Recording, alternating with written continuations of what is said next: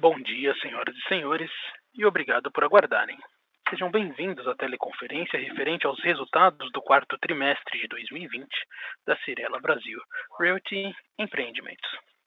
Estão presentes conosco hoje os senhores Rafael Horn, diretor-presidente, e Miguel Mickelberg, diretor financeiro e de relações com investidores.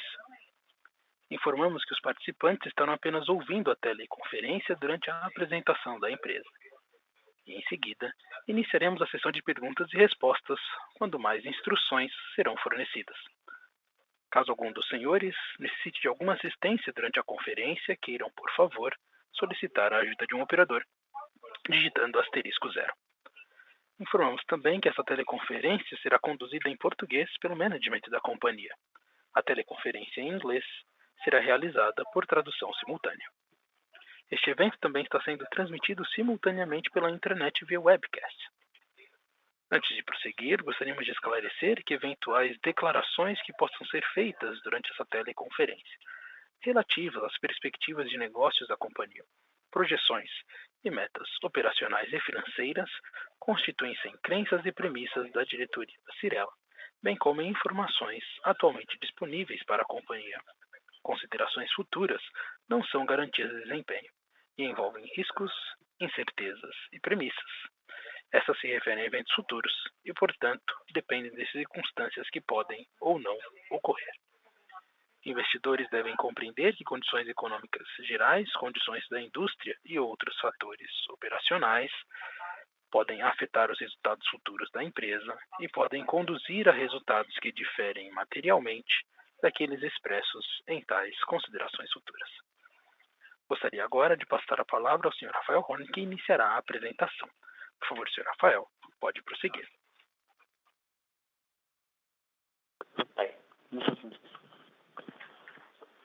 Bom dia a todos. Em um ano desafiador, marcado pela pandemia do coronavírus, o setor da construção civil provou-se como um dos mais resilientes, com obras praticamente sem interrupção e contínua geração de empregos. Ajudado pelo cenário macroeconômico local, que nos levou ao menor patamar de taxa de juros histórico, consequentemente, melhores condições de compra e acesso ao crédito dos nossos clientes, a companhia, graças a Deus, entregou fortes números operacionais, especialmente no segundo semestre. Dessa forma, a Cyrela apresentou lançamentos que totalizam 5,8 bilhões, sendo 34% superiores ao apresentado no ano de 2019, enquanto as vendas registraram 4,9 bilhões, resultado 7,5% superior ao ano 2019. No quarto trimestre, tivemos lançamentos de 2,9 bilhões e vendas de 1,9 bilhões, corroborando com o contexto macro e microeconômico em que a companhia está inserida. O sólido resultado operacional refletiu positivamente no resultado financeiro trimestral da Cyrela, que apresentou receita líquida operacional de 1,1 bilhão e lucro líquido de 261 milhões. O destaque do trimestre, em linha com o bom momento operacional, foi a forte geração de caixa, que atingiu 439 milhões. Dessa forma, a companhia manteve sua alavancagem em patamar baixo e saudável, com o indicador de dívida líquida sobre patrimônio líquido em 5%. Estamos em 2021 com perspectivas positivas para o ano, com expectativa de recuperação de PIB e emprego, além de manutenção de taxa de juros em patamares saudáveis, não obstante acima de 2020. Esperamos entregar sólidos resultados e indicadores financeiros, desde que o micro e o macro não piorem muito em 2021. Agora, Miguel vai falar. Obrigado, Rafa. Bom dia a todos. Vamos para a apresentação, então. No slide 5, nós vamos comentar os lançamentos da Cyrela. No quarto trimestre do ano, lançamos 25 novos produtos, com VGV de 2,9 bilhões, o que foi 106% maior que o mesmo trimestre do ano anterior. Excluindo as permutas no percentual Cyrela, o volume lançado foi 33% superior ao do ano de 2019. A participação da companhia no volume lançado no trimestre foi de 90%. Nos slides 6 a 8, destacamos os principais lançamentos do quarto trimestre. Passando ao slide 9, vamos falar do nosso desempenho de vendas. No quarto trimestre de 2020, as vendas contratadas alcançaram 1,9 bilhão, um aumento de 34% em relação ao quarto trimestre de 2019. Excluindo permutas, as vendas no ano atingiram 4 bilhões, que no percentual Cyrela foi 8% maior que 2019. O estado de São Paulo respondeu por 69% de nossas vendas. No slide 10, vamos falar da nossa velocidade de vendas. O VSO anual da companhia foi de 48,4%. Observando a velocidade de vendas por safra de lançamentos, os projetos lançados no quarto trimestre de 2020 foram 38% vendidos. No slide 11, vamos falar do estoque total da Cyrela. Ao final do trimestre, o estoque a valor de mercado totalizou 5,5 bilhões, um crescimento de 27% em relação ao trimestre anterior. A movimentação do nosso estoque pode ser vista no gráfico à esquerda. No slide 12, detalharemos o estoque pronto. Neste trimestre, vendemos 21% do estoque pronto no início do período. Agregando o estoque de empreendimentos entregues no período e a precificação das unidades a valor de mercado, o estoque pronto apresentou um aumento de 5% em relação ao terceiro trimestre de 2020. No slide 13, vamos falar sobre as unidades entregues. Neste trimestre, a Cyrela entregou 4 projetos, totalizando 370 unidades e um VGV de lançamento de 690 milhões. No ano, foram entregues mais de 2.300 unidades em 15 empreendimentos, que representavam um VGV de lançamento de 1,5 bilhão. No slide 15, falaremos sobre os resultados financeiros. A receita líquida da companhia atingiu 1,1 bilhão no trimestre, 9% menor do que no terceiro trimestre de 2020 e 13% superior ao mesmo trimestre do ano anterior. No ano, receita de 3,3 bilhões, o que foi 11% maior do que o número de 2019.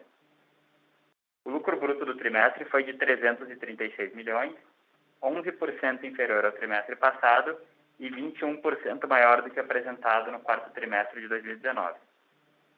No ano, o lucro bruto somou 1,1 bilhão, 16% maior do que em 2019. Apresentamos no trimestre lucro líquido de 261 milhões, comparado ao lucro de 1,4 bilhão no trimestre passado e ao lucro de 149 milhões no quarto trimestre de 2019. No ano, o lucro líquido atingiu 1,8 bilhão. No slide 16, vamos falar sobre a nossa rentabilidade. No quarto trimestre de 2020, o nosso Return on Equity, medido como lucro líquido dos últimos 12 meses sobre o patrimônio líquido médio, foi de 34,3%.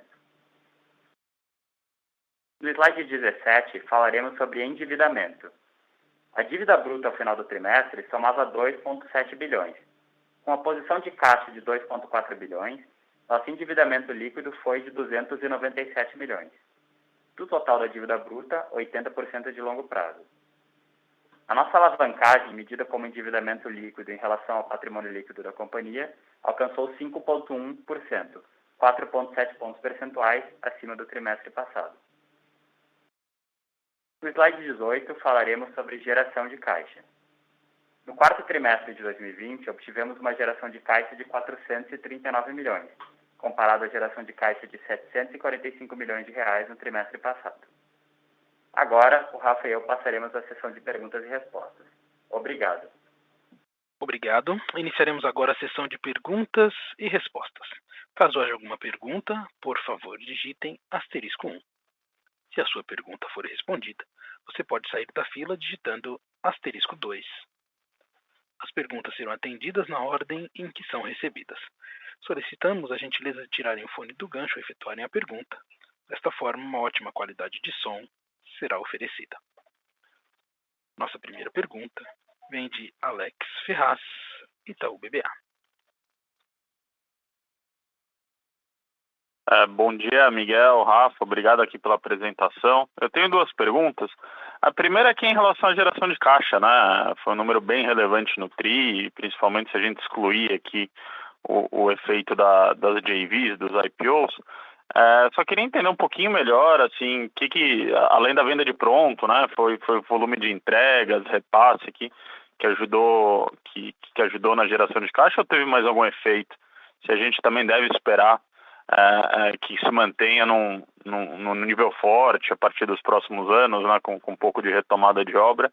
E a segunda pergunta que eu tenho é mais em relação aqui, como que vocês estão vendo o mix de lançamento 2021, né? Como é que a gente primeiro deve esperar aqui o pace de lançamento em São Paulo com lockdown, e se dá para imaginar também que vocês devem focar um pouco mais aqui no low income, que é um pouco mais resiliente, né, menos suscetível aqui a toda essa conjuntura, né? Acho que no quarto tri do ano passado o segmento de low income já foi bem representativo nos lançamentos, mas queria entender se deve continuar, né? Principalmente nesse cenário mais restritivo aqui de stand e tudo mais.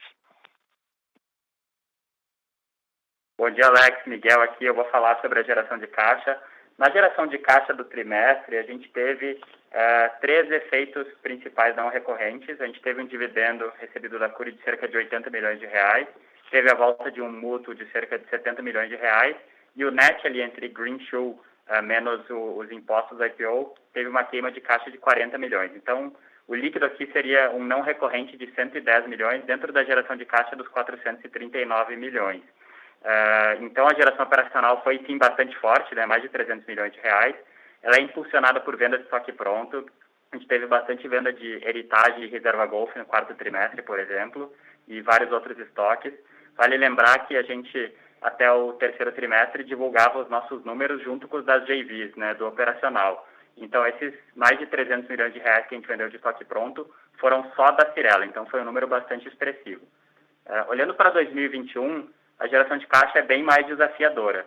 A gente tem muito mais desembolso com obras por conta do crescimento, né? A gente cresceu 34% em lançamentos em 2020, a gente vai gastar mais com terreno também, então a gente não espera ter uma geração de caixa expressiva, é possível que a gente tenha até queima de caixa no ano, dependendo de como o cenário se comportar.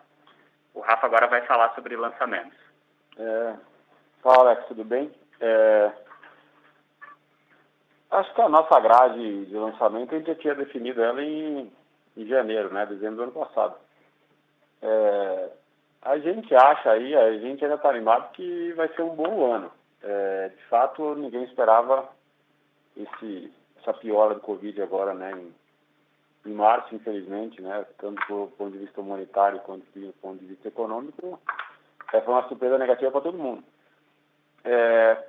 Por enquanto, a gente acha que a gente consegue, né, as vendas digitais, a gente consegue manter um bom número de vendas. Então, acho que a venda não vai piorar muito. Como é que vai ser para a relação à grade, eu acho que ainda é um pouco incerto, né, basta ver o que aconteceu ano passado, né, acho que no primeiro semestre todo mundo achou que ninguém ia conseguir lançar nada durante o ano, no segundo semestre deu para voltar com força. Eu acho que as novidades do coronavírus desse mês aí, acho que são novidades, né? Então, a gente precisa ver quanto tempo vai durar isso, vacinação, tem muita coisa que acho que é muito incerto. Então, de novo, 15 dias atrás a gente estava bem animado com a grade, a gente ainda acha que macro e micro estão muito bons para venda de apartamento, então a dinâmica é boa e a grade é boa. O que nós vamos conseguir de fato lançar sim ou não, acho que depende um pouquinho do que vai acontecer com o corona, aí, vacinação, etc. e tal, então não queremos antecipar demais sobre esse assunto. Mas em relação a mix, eu acho que não muda muita coisa, tá, Alex? Não é que privados, classe média, classe alta, não faz tanta diferença. O que a gente precisa ter é condições mínimas de vida, né? As pessoas precisam não estarem tão assustadas e a gente conseguir vender apartamento. Então, vendo condições mínimas, acho que vai ser um bom ano. Se piorar demais, de fato, se a gente ficar em lockdown aí por 8 meses, acho que aí, né, ou 4 meses, muda tudo que eu estou falando. Maravilha, Rafa e Miguel. Obrigado, tá bem claro. A próxima pergunta vem de Daniel Gasparetti, Credit Suisse. Bom dia a todos, obrigado pelo call. São 2 perguntas. A primeira pergunta é a respeito de Cashme. A gente viu no resultado do trimestre uma receita financeira bem forte vindo dela. Eu queria entender um pouco com vocês como é que foi o resultado dessa operação no ano e como é que vocês estão enxergando o potencial de crescimento dela para 2021. E se vocês vislumbram, talvez algum destravamento de valor nela dentro da estratégia, da mesma forma que vocês fizeram aí com as outras operações, outras JVs da companhia. A segunda pergunta seria, eu peço desculpa se você comentou isso na pergunta anterior, que eu acabei caindo, mas como é que você enxerga o risco de aumento de taxa de financiamento imobiliário no mercado, né? A gente teve esse aumento de Selic agora e a expectativa é que ela continue subindo ao longo do ano. Como é que vocês esperam que isso se reflita em taxa para o comprador? Obrigado e bom dia. Obrigado, Gasparetti, pela pergunta. Miguel falando aqui. Com relação à Cashme, de fato, teve um resultado financeiro forte nesse quarto trimestre. Tem alguns fatores não recorrentes. Primeiro, a Cashme hoje, dos 680 milhões de reais de carteira que ela tem, R$100 milhões sem indexação IGPM. Então, o IGPM no trimestre, a gente usa uma defasagem de um mês no índice, foi de 11%, é o IGPM de setembro, outubro e novembro. Isso impacta o resultado. E, além disso, a maneira como a gente contabiliza prêmios de CRIs também fez com que a gente tivesse um pouco mais de resultado no quarto trimestre, tá? Então, a Cashman teve R$40 milhões de receita financeira no trimestre. O resultado líquido dela, reduzindo a SG&A, etc., foi um pouco menor que isso, mas ela deu uma contribuição relevante para o nosso P&L. Aí, olhando para frente, Gasparetti, a gente gosta bastante desse business, a gente acha que o home equity vai crescer bastante, tem bastante competição e, enfim, tem uma dinâmica mais incerta, mas a gente gosta bastante do negócio. Com relação às taxas de financiamento pessoa física, agora com essa alta de Selic, o custo de funding dos bancos, né, a poupança, está perto de TR mais 2%, e se a gente for, por exemplo, para uma Selic de 5,5%, por exemplo, o custo do funding dos bancos vai ficar um pouquinho abaixo de 4%. Hoje, na taxa TR+, as taxas dos nossos clientes estão variando entre 6,7% e 7%. Então, nesse cenário, os bancos teriam um spread de 270 basis points até 300 basis points, que é um spread razoável, e a gente sabe que os bancos todos têm o crédito imobiliário no seu core, todos eles gostam do produto, é um produto difícil de as fintechs competirem porque elas não têm o funding de poupança e também fideliza o cliente por um prazo longo, né? Então, a gente vê os bancos bastante animados e eu não acho que vai ter altas de juros, ao menos não expressivas.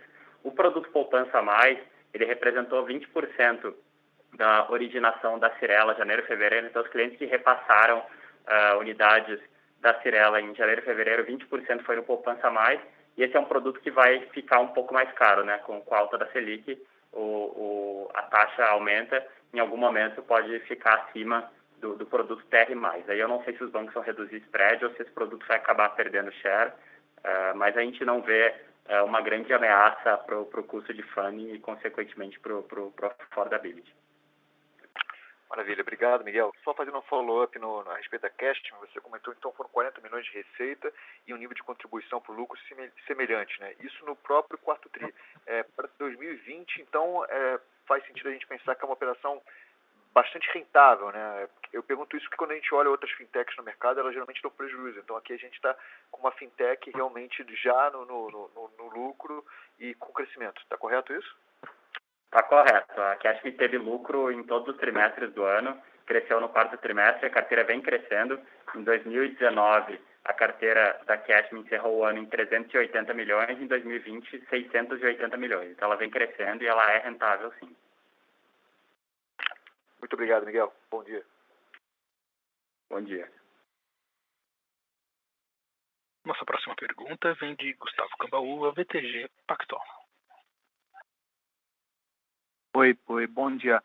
Eu queria, na verdade, até ouvir um pouco mais sobre o mercado. O Rafael comentou, né, que enfim, tem a questão toda de coronavírus, que vai definir um pouco como vai ser o pace desse ano, mas eu queria entender um pouco mais do ponto de vista, talvez, micro mesmo, do setor. Assim, como é que vocês estão vendo a demanda nesse início de ano? E se tem alguma questão que preocupa aí do ponto de vista mais até de talvez do lado de competição, enfim, compra de terrenos, muita gente lançou, né, ano passado, quando a gente olha o quarto TRI, foi um TRI muito forte de lançamento na indústria como um todo. Então, eu queria entender um pouco qual que é a visão de vocês, talvez, para o mercado, aí, do ponto de vista de competição. E a minha outra pergunta é em relação a dividendos, né, porque ano passado vocês pagaram bastante dividendo. Esse ano vocês já largam com uma alavancagem baixa, mas ao mesmo tempo tem um reinvestimento um pouco maior aí na operação, né, em terrenos, obra, etc. Então, eu queria entender um pouquinho o que vocês estão achando. Dá para manter mais ou menos um dividendo parecido com o ano passado? Ou como é que vocês vão calibrar isso esse ano? Obrigado.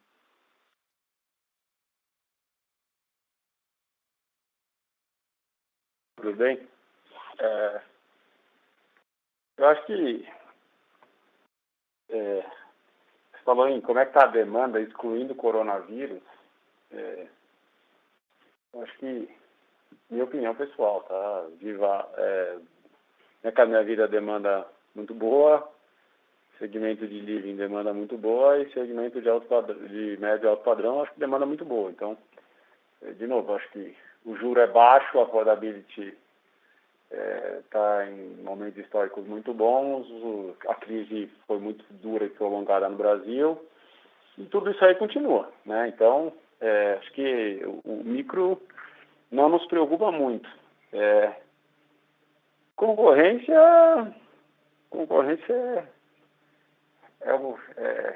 não tem capitalismo sem concorrência, né? Então, tem gente boa aí no mercado, eu não acho ainda que assuntos como super oferta são assuntos, né, justamente porque ficamos 5 anos sem fazer nada, é algo muito relevante. Então, acho que a demanda está bastante boa. E concorrência sempre tem, né? Tem gente bastante boa no mercado aí, mas acho que está longe de uma super oferta, mas muito mais que isso, acho que a gente não divulga, né? Talvez tenha algum ou outro setor aí que tem, talvez, né, produtos menos, né? Talvez tenha um produto de um tipo ou de outro. Mas isso aí é inteligência de cada empresa saber onde se posicionar, onde segmentar. Acho que no macro ainda o cenário é bastante bom, né? Obviamente você tem que tomar cuidado com que tipo de produto você está ofertando, porque um ou outro produto que pode ser que tenha muita oferta mesmo. Mas acho que no macro, acho que está muito bom ainda. Acho que é isso. Coronavírus é outra história, tá? Aí, como isso impacta a demanda, isso aí é o que eu falei antes, vamos esperar para ver.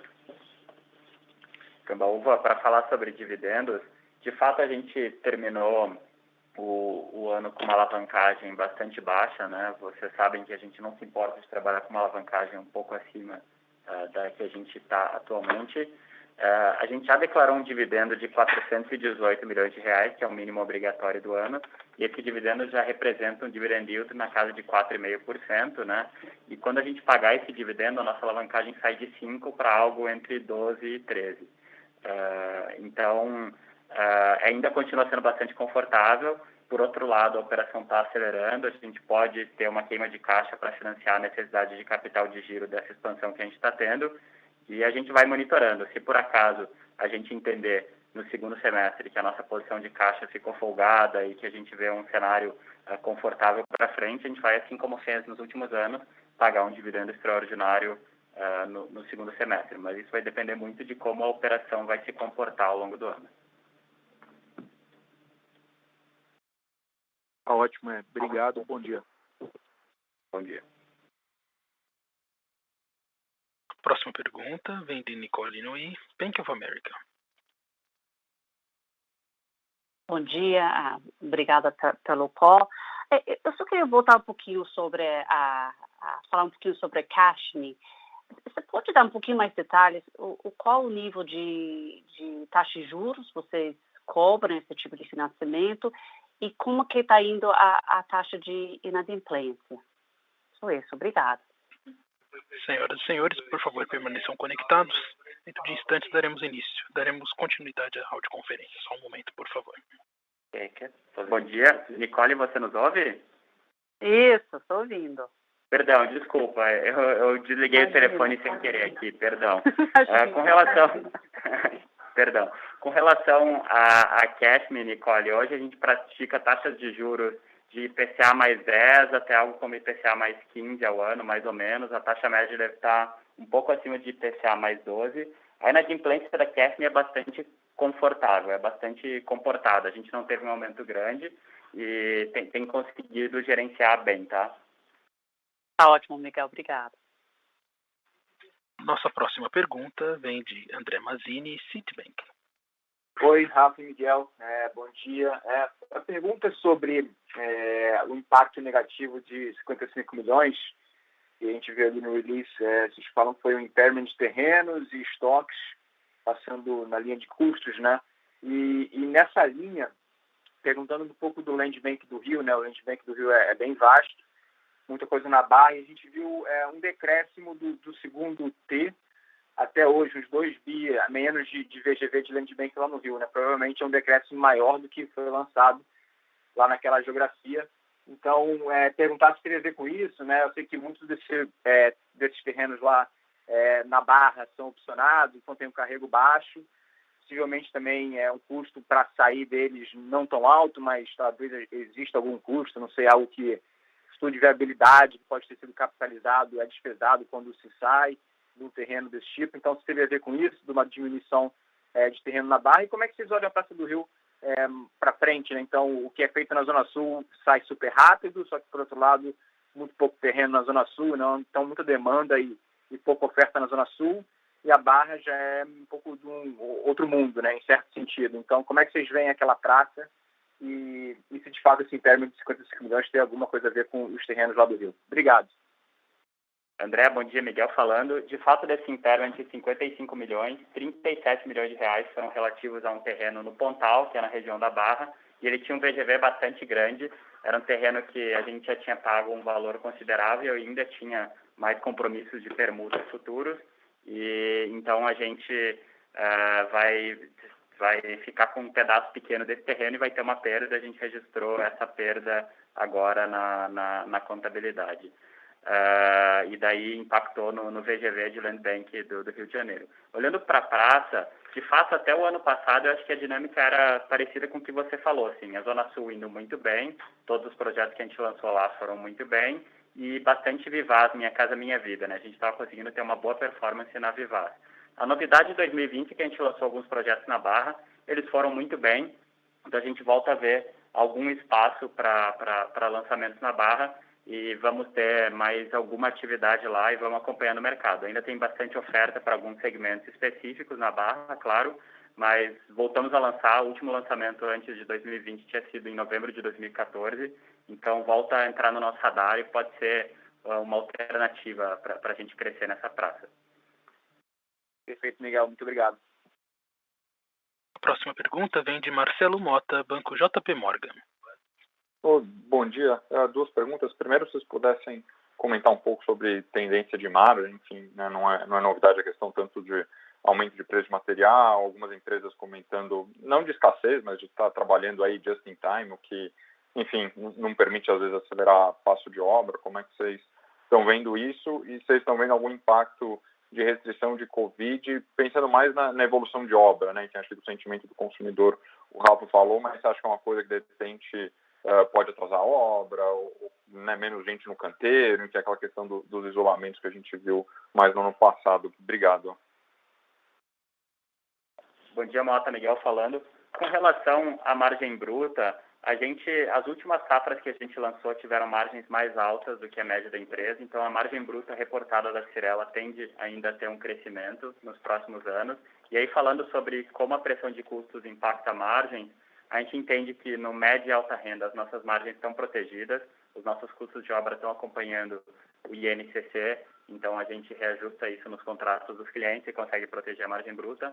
Já no Minha Casa Minha Vida, de fato, a gente não tem a proteção do INCC, então a gente tem sim perdido um pouco de margem e dependendo de quanto tempo esse efeito durar, a gente pode ter um pouco mais ou menos de impacto, tá?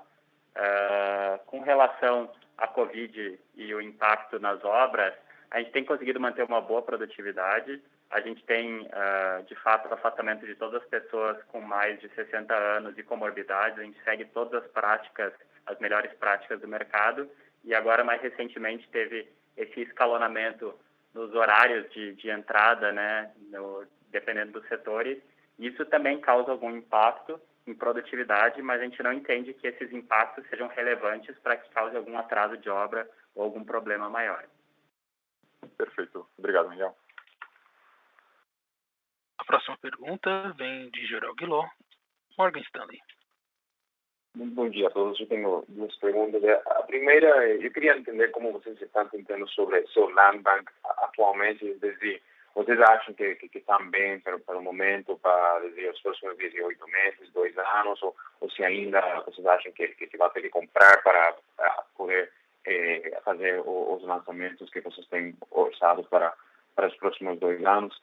E a segunda pergunta é, eu queria saber como vocês estão entendendo sobre seu projeto multifamily.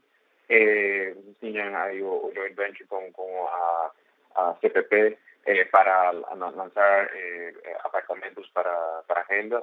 E eu queria saber se essa alta de juros, com juros subindo, se está afetando ou como vocês estão pensando sobre esses projetos em termos de returns ou em termos do tamanho, ou se tiver mudado alguma coisa em geral. Então, é isso. Obrigado.